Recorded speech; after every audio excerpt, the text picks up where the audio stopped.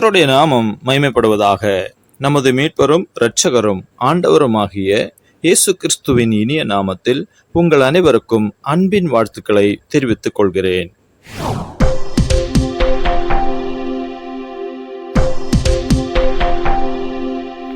இருண்ட காலம். இஸ்ரவேல் தேசத்தின் சரித்திரத்தில் மிகவும் இருளடைந்த காலமாயிருந்தது அது. அக்காலத்தில் மிகவும் கவனிக்க வேண்டிய காரியம் என்னவென்றால், வேதம் இவ்வாறாக சொல்கிறது, தேவனுடைய மகிமை விலகி போனது என்று. ஏன் தேவனுடைய மகிமை விலகி போனது?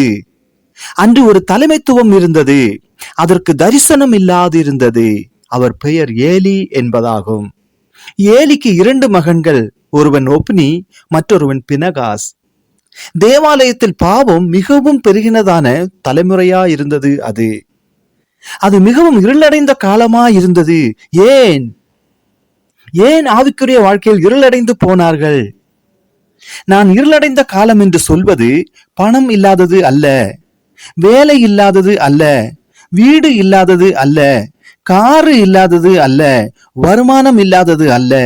தேவன் இல்லாததே இருளடைந்த காலம்.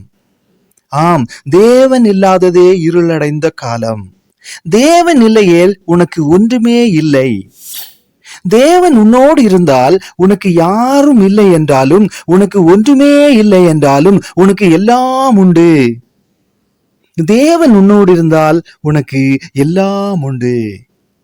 தேவன் தாமே இந்த வார்த்தைகளை கொண்டு உங்கள் ஒவ்வொருவரையும் ஆசீர்வதிப்பாராக. தேவனுக்கே மகிமை உண்டாவதாக. ஆமேன்.